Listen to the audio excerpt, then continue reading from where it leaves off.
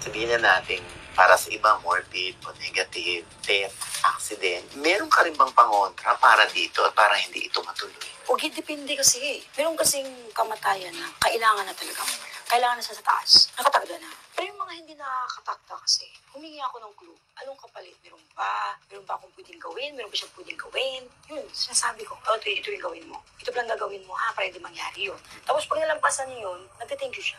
Kasi kung hindi niya sinunod, alam daw talaga niya on that day, mawawala siya. May way. It depends nga lang kung anong hinihinging kapalit namin. Paano kaya para hindi mangyari? Ipapakita niyo sa akin kung paano. So, i-deliver ko sa kanya. Ganito ba lang gagawin mo? Ganun din. Ganun gawin mo. Pero tandaan mo ha, on that day, nakatakda kang mawala. Mag-ano na lang kayo, maglabanan na lang kayo ni kamatayan, matira-matipis sa inyo. Kasi andun yung eager mo na gawin yan. Kasi yan nakatakdang gawin mo ng araw na yan, bago ka nawala. Pero kung tanungin mo ko doon sa yang na yan, mayroon pa. Kailangan kaya pang talaga stop. maiwasan. Kailangan hindi siya pagpasilabas or either bigyan mo ko ng kahit isang damit na lang na ginamit. Sige. Can I take lang, makita ko yung date, oras, taon, diba? Oo. Kasi di ko na, kahit naman magulang ko, okay, sinasabihan ko sila, mamatay kayo ng ganong taon, kung kayo ilibig. Taon-taon sinisilipin nila kung may nakalipin. Wala talaga. Hindi nga talaga sila nilipin. So magulang ko, sinabi ko na, kinumpront ako sila. Sabi ko pa, mamamatay kayo ng ganong taon. Kung baga makilala ako sa social media, hindi mo mabutan. O sige tayo, sabi ba kami matay?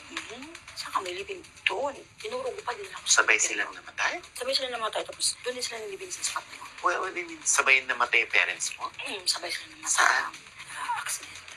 Kasi alam mo, Nasilip mo yun na vision na envision mo? oo, sinabi ko. Pero wala, parang Hindi sila na... Hindi sila niniwala, hindi sila nakalimutan. Ang hirap kasi yung I wish na, uy, ikaw tigilan mo sa kaganyan. Ang hirap yung pupunta ka, tapos sabihin mo, pagsikat yung tao. Mas gusto ko yung iba na lang pupunta doon, mag-explain sa kanila. Sabi, di ba, chugi ka. Mas gusto ko pa yung ganyan. Parang safe ka lang, ikaw na ngayon tumulo pa, napapasama ka pa. So, mahirap yun. Yung iba lang kasi, di ko maintindihan, bakit sila natatakot. Kahit yung mga, more kasi napupunta sa akin, politician. May mga artista din naman pupunta dito. Although nakakatulong ako sa kanila, may artista naman na after mangyari yung totoo, bumabalik dito. Anong next move mangyari sa akin? Gano'n, next move. I wish na gano'n yung ibang tao mag-isip lang. Sige, huwag tayo magpadala sa takot dun sa vision ni Madam. Solusyon ang isipin natin. Ano bang pwedeng gawin? Pray muna tayo. Agapan natin ganito. Yung vision mo kay Sakit or Bilin? Kay Chris Aquino kasi parang dinideclare kasi nila na mawawala siya. Hindi pa nila nakita na yung tao lumaban. Diba? Kahit na hirap na siya lumalaban siya. Lumalaban. Para mabuhay siya. Kahit nagbili na siya, ang na-advise ko lang sa kanya, nothing bad kung you just look in the one side of the world. Alam mo yung ibig sabihin na, I know nagpagamot ka, I know na nag-ano ka sa medisina. Why you just look in the one side? What do you mean? Parang ibig ko sabihin na, yung minsan, pag nagkasakit tayo, yung epekto ng sakit natin, minsan, hindi yung doktor ang makakatulong. Someone is like, either makakatulong ka, magpapagamot ka, or magpapatingin ka lang. Nothing bad naman na magpapatingin ka lang. Faith healer?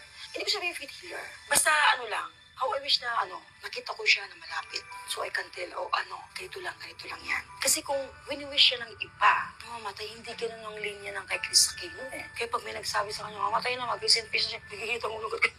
Hindi ko na amin.